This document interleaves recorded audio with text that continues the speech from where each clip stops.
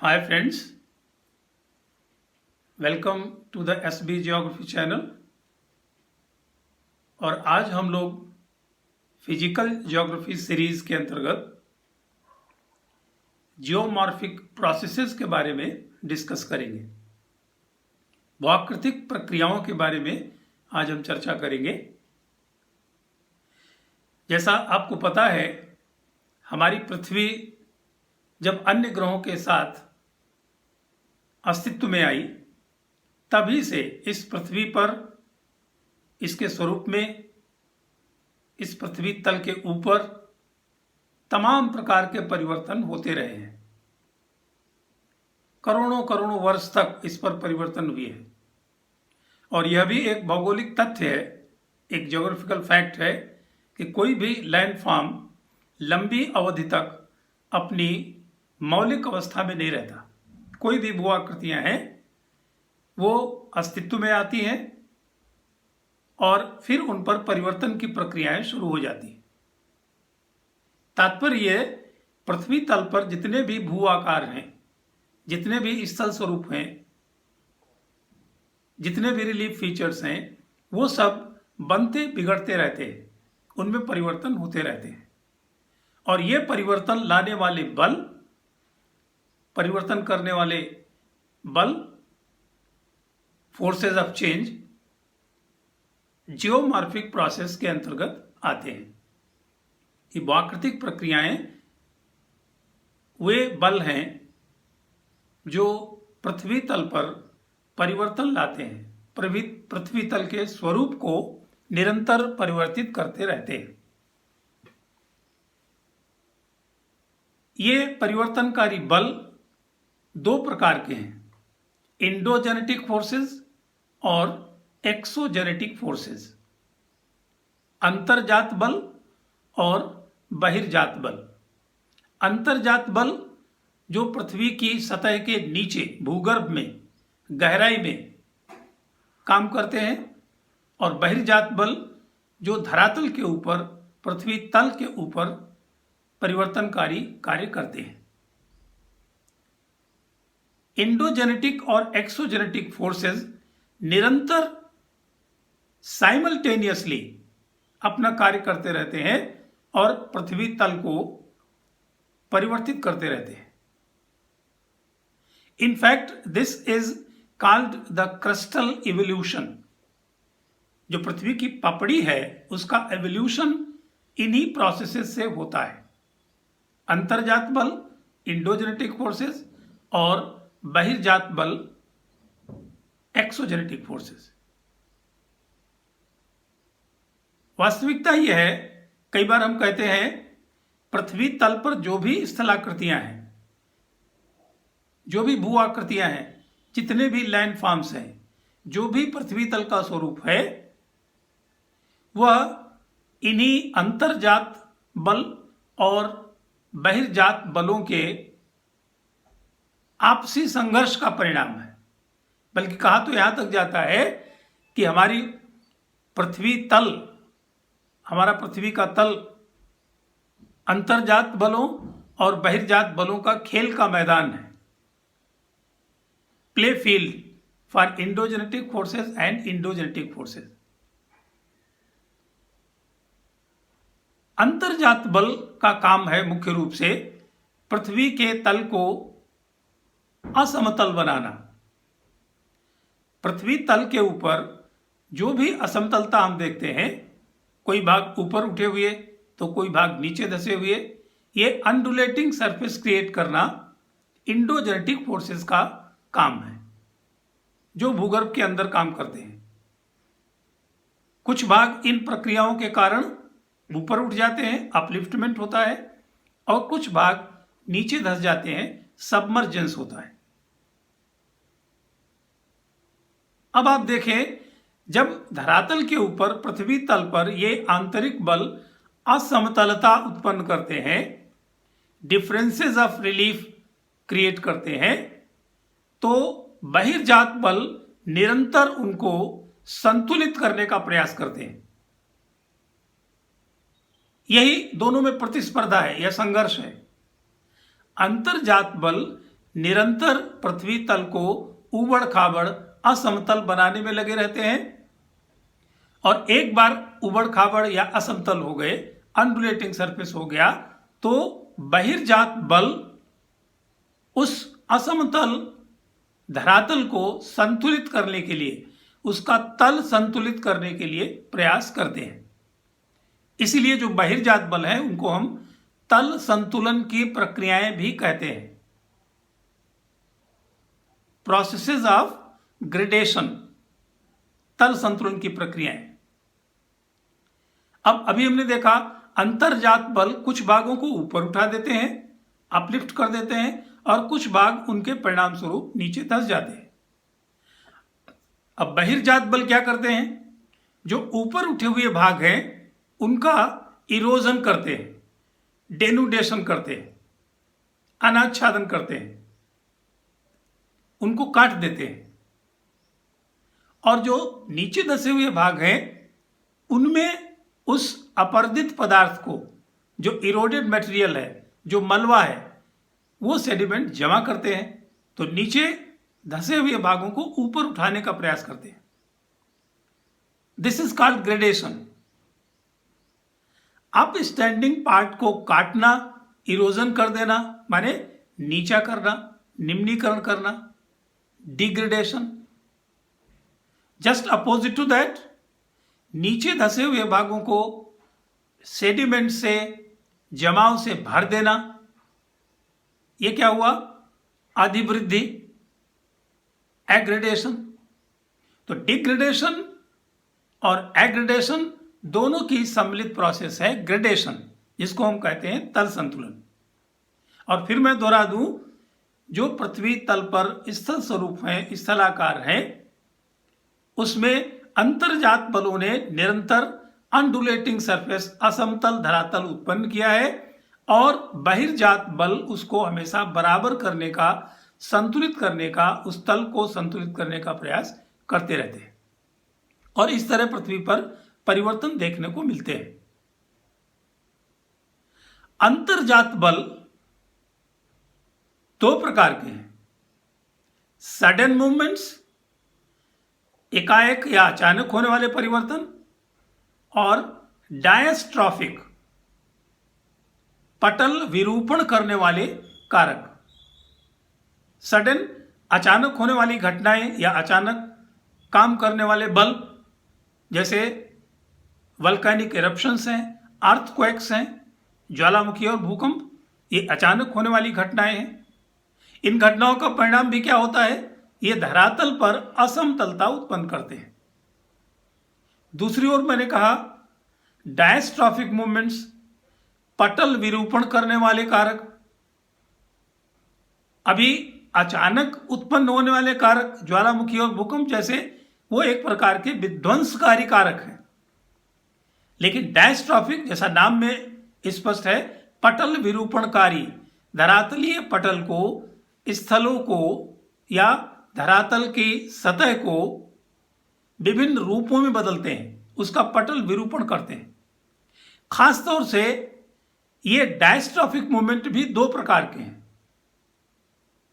एपीरोजेनेटिक, महाद्वीप निर्माणकारी, और ओरोजेनेटिक, पर्वत निर्माणकारी। महाद्वीप निर्माणकारी, एपीरोजेनेटिक, और पर्वत निर्माणकारी, ओरोजेनेटिक, ये दो डायस्ट्रॉफिक मूवमेंट्स हैं। एपीरोजेनेटिक फोर्सेस आर वर्टिकल, ये ऊर्ध्व गतियां हैं, वर्टिकल मूवमेंट्स हैं। सिंपल, वर्टिकल मूवमेंट्स का मतलब क्या है? कुछ भागों को ऊपर उठा दिया, वो महाद्वीप बन गए, कुछ भाग नीचे धंस गए, जिनमें बाद में जल भर गया, महासागर बने। सबडक्शन भी हुआ और इमर्जेंस भी हुआ, ये वर्टिकल मूवमेंट हुआ, ऊपर से नीचे की ओर। पर्वत निर्माणकारी बल, orogenetic forces, they are horizontal, क्षैतिज गतियां हैं, हॉरिजेंटल मूवमेंट्स है, जो ऐसे धरातल के समानांतर, एक दूसरे की ओर आना या एक दूसरे की से दूर जाना। अब इसमें दो प्रक्रियाएं होती हैं, एक दूसरे के पास आते हैं तो उसको हम कॉम्प्रेशन कहते हैं, बिछाव या संपीड़न। कॉम्प्रेशन क्षैतिज मूवमेंट हुआ, और एक दूसरे से दूर जाना, गोइंग अपार्ट, ये भी क्षैतिज या हॉरिजॉन्टल मूवमेंट हुआ, उसको हम कहते हैं टेंशन।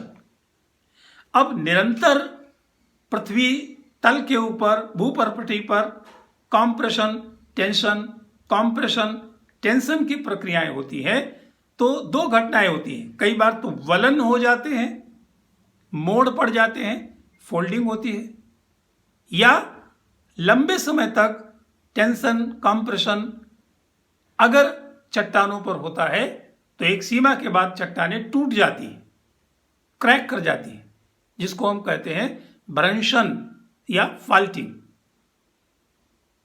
पर्वत निर्माणकारी शक्तियां, जैसा मैंने कहा, हॉरिजॉन्टल मूवमेंट्स हैं, जिसमें या तो कॉम्प्रेशन होता है कमिंग टुगेदर, या टेंशन होता है गोइंग अपार्ट, और इसके परिणाम दो हो सकते हैं, फोल्डिंग एंड फाल्टिंग। इनसे पर्वत बने। अब हम बात करें एक्सोजेनेटिक फोर्सेस की।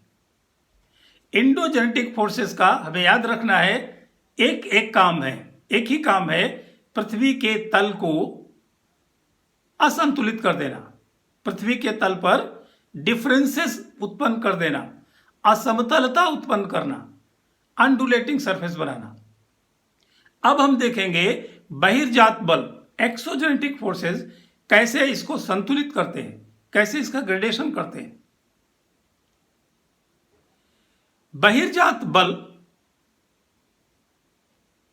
मुख्य रूप से आप देखें तो उसमें वेदरिंग, ऋतु अपक्षय, मास वेस्टिंग, बृहत संचलन,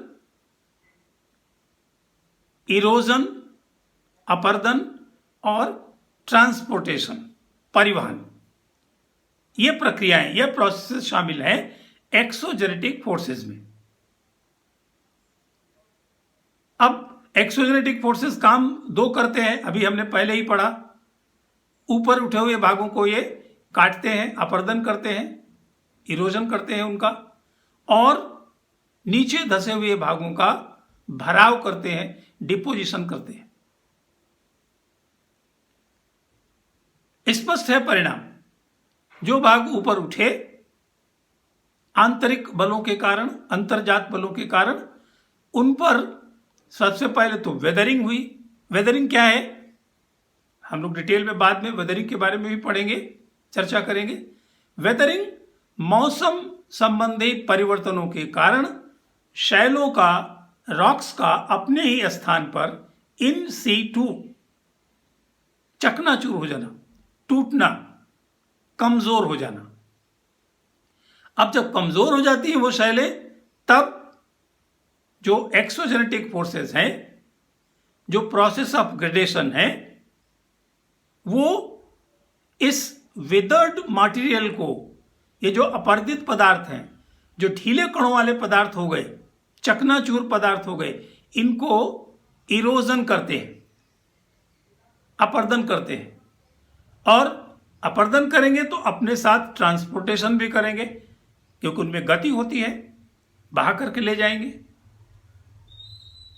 अब देखें, एक टर्म होता है डेनुडेशन, अनाच्छादन। शाब्दिक अर्थ अनाच्छादन का क्या हुआ, कवर को हटा देना, अनकवर कर देना। जो आच्छादित है, ढका हुआ है, उसको अनाच्छादित कर देना। अब जो उच्च भाग थे उस पर पहले वेदरिंग हुई ऋतु संबंधी परिवर्तन के कारण। भाई ऋतुओं में परिवर्तन क्या है, तापमान बढ़ा, चट्टानें फैली, तापमान कम हुआ, चट्टानें सिकुड़ी, फैलाव और सिकुड़न बराबर हुई, चट्टानें टूटी। कभी उसमें पानी भर गया तो उसने कणों को ढीला किया, पानी जम गया, उसका आयतन बढ़ा और कणों को ढीला किया, मॉलिक्यूलर स्ट्रक्चर और ढीला पड़ गया, लूज हो गया। इस तरीके से चट्टानें अपने ही स्थान पर कमजोर हो गई, टूटने लगी। यहां पर आप ध्यान दें, ये जो एंडोजेनेटिक और एक्सोजेनेटिक फोर्सेस हैं, ये चट्टानों की संरचना को, उसमें पाए जाने वाले मॉलिक्यूल्स को, उसके स्ट्रक्चर को थका देते हैं, स्ट्रेस देते हैं, उस पर तनाव पैदा करते हैं और वो कण थक जाते हैं, फैटीग्ड हो जाते हैं। कैसे थका देते हैं भाई? चट्टानों का फैलना, सिकुड़ना, बर्फ जम जाना, पानी का थॉइंग होना, फ्रीजिंग होना, ये सब क्या करता है? या केमिकल रिएक्शंस तमाम होते हैं।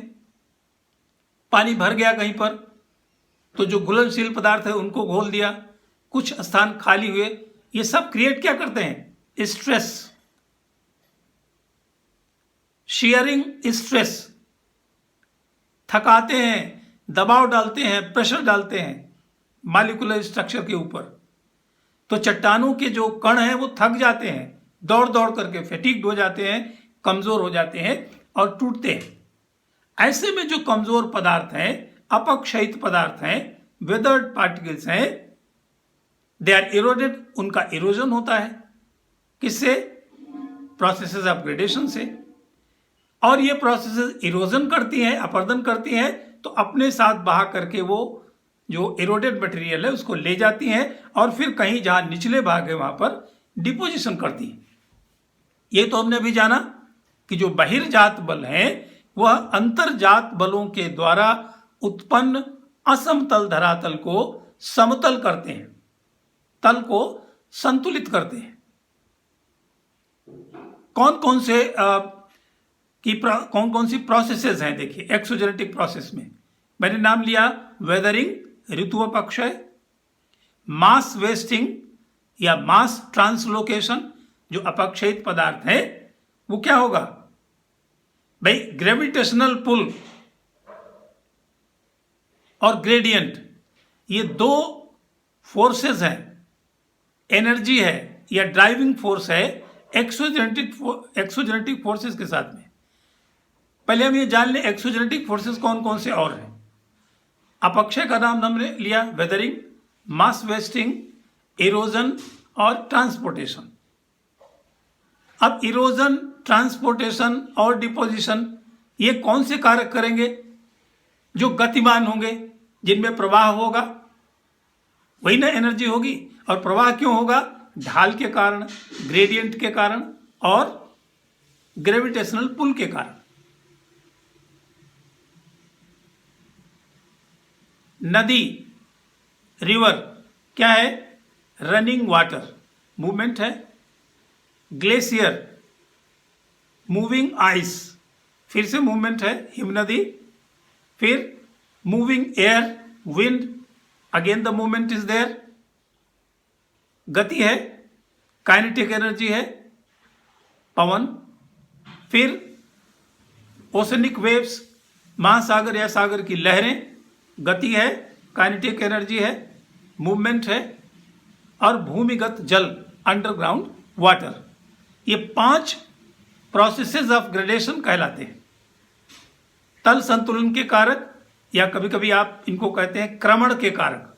क्रमण माने ग्रेडेशन, तल संतुलन माने ग्रेडेशन, जिसके 2 प्रोसेस हमने बताए। एग्रेडेशन, निचले भागों का भरना, और डिग्रेडेशन, उच्च भागों का निम्न होना, घिसना। तो अभी हमने देखा जो एक्सोजेनेटिक फोर्सेस हैं उनके लिए एनर्जी कहां से आती है, उनको ड्राइविंग फोर्स कहां से मिलता है? Basically kinetic energy. और ये ड्रा कहां से होती है? क्लाइमेटिक चेंजेस बहुत बड़ा कारक है।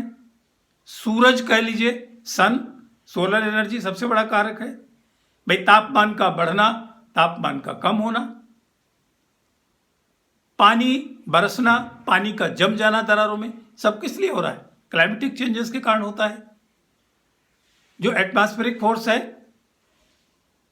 जिसके पीछे सोलर एनर्जी है, और फिर ग्रेडियंट या स्लोप या ग्रेविटेशनल पुल जो गति देता है नदियों को, हिम नदियों को।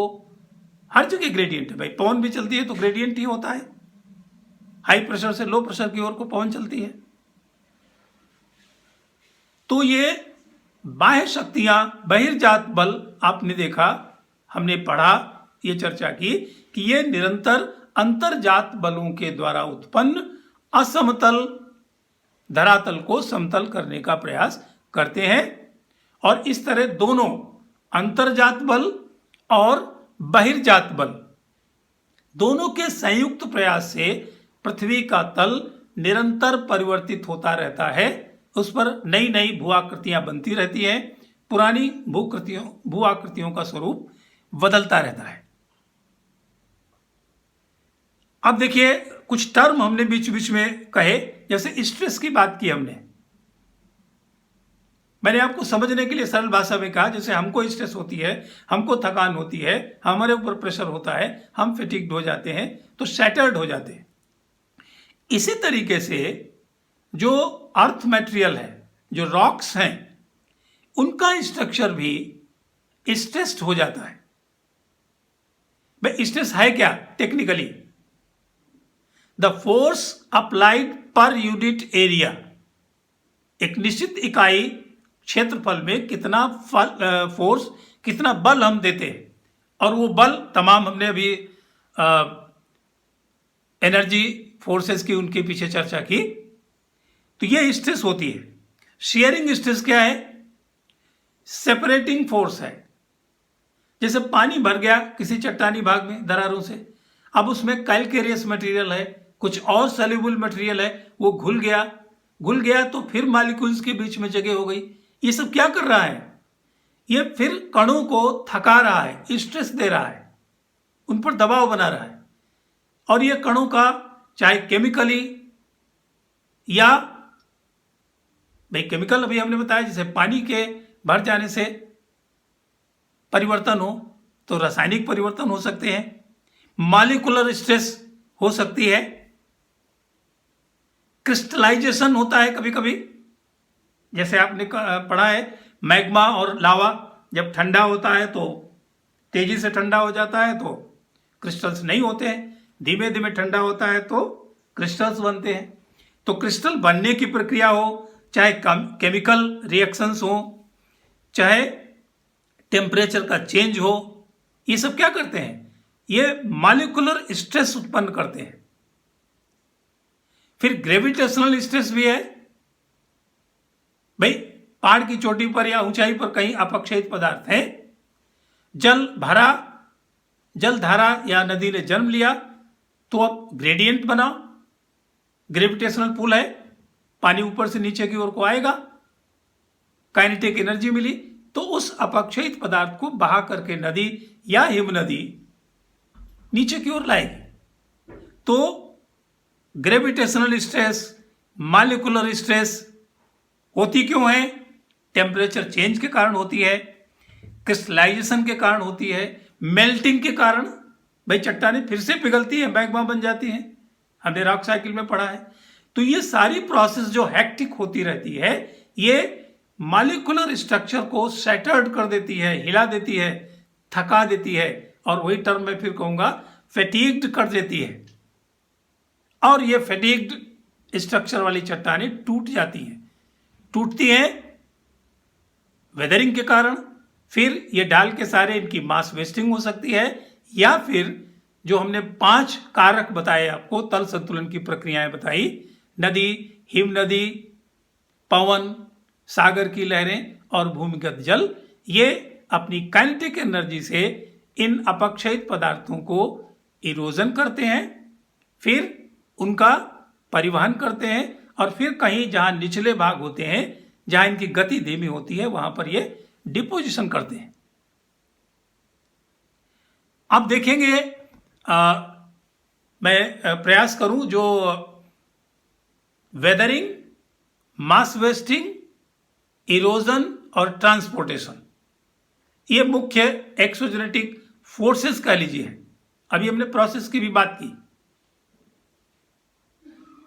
इन सब को मिलाकर के हम एक शब्द में क्या कहते हैं? हमने टर्म बताया था आपको, डेन्यूडेशन, अनाच्छादन।